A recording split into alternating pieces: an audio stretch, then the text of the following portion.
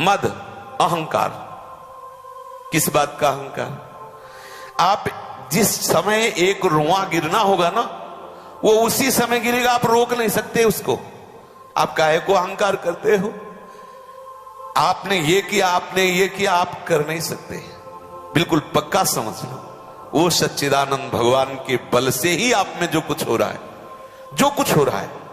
अगर बुरा भी किसी के हो रहा है तो 3 गुण है, सतोगुण, रजोगुण, तमोगुण।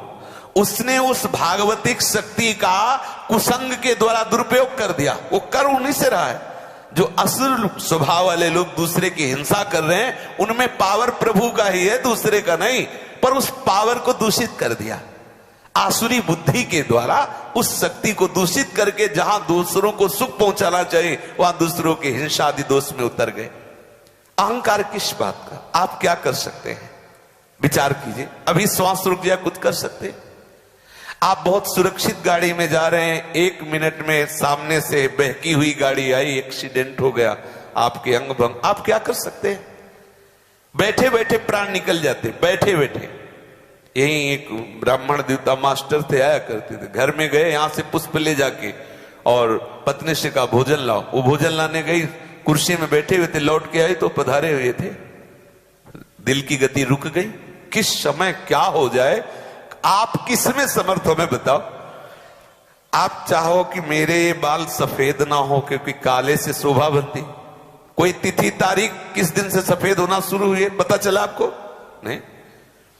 आप चाहते हो रोज बनाना पड़ता है, यार निकले ना तो अच्छा है, बनाने की झंझटे कर, लेकिन देखो कौन सी तारीख कब निकले है आपको सुधी? नहीं। सब भागवतिक शक्ति के द्वारा हो रहा है। जब हम आसुरी भाव के लोगों का संग करते हैं, आसुरी वृत्ति का संग करते हैं, तो वही भागवतिक शक्ति का हम प्रयोग दूसरों को दुख, हिंसा, पापाचरण में करते हैं। वो भी भागवतिक शक्ति का ही दुरुपयोग कर रहे हैं।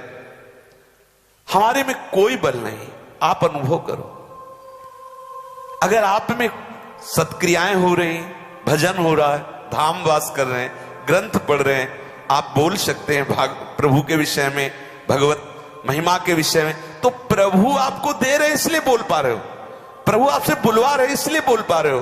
प्रभु आपसे करवा रहे इसलिए कर पा रहे हो। नहीं तो अपने में कोई सामर्थ्य नहीं, पक्का समझ लीजिए।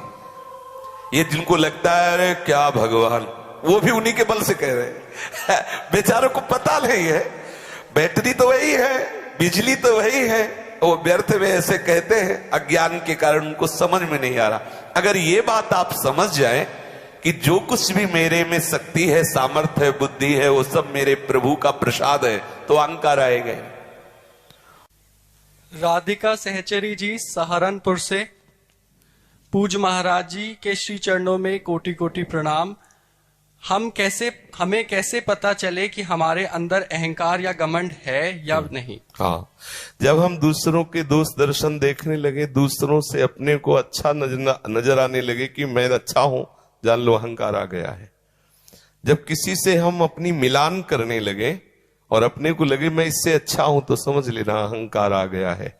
चाहे किसी वस्तु, व्यक्ति, स्थान को लेकर हो, या किसी सद्गुण को लेकर हो, या भजन को लेकर के हो, या किसी भी तरह, जब हम किसी से मिलान करने लगे और हमारी बुद्धि ये जांच कर ले कि ये तो हमसे नीचे है, मैं इससे श्रेष्ठ हूं, बस जहां किंचिन मात्र किसी पर दोष दर्शन हो वहां गुणाभिमान है। बिना गुणाभिमान के दोष दर्शन हो ही नहीं सकता। जिस दिन गुणाभिमान नष्ट हो जाएगा, उस दिन सब में निर्दोष पर ब्रह्म की स्थिति का अनुभव होगा।